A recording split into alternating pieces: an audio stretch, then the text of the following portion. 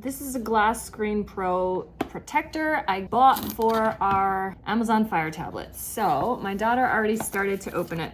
Comes with 2 installation kits. Inside the installation kit, you've got a wet and dry wipe, a dust absorber sticker, and more stickers. So you've got 2 of those.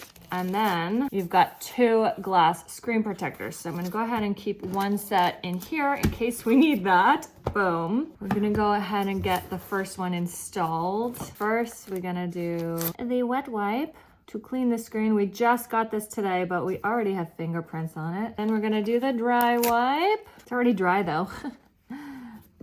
But just for extra measure. Then if you see any dust or hair or anything, you can use the stickers to get those off. Next is the screen protector. It's got the little hole at the top. Definitely want to make sure you align that. Peel off the backing.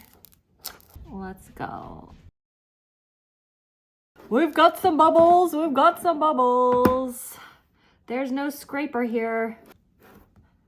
Okay, that pushed right out. Okay, we're gonna do this. We're gonna peel it back and redo this. Almost.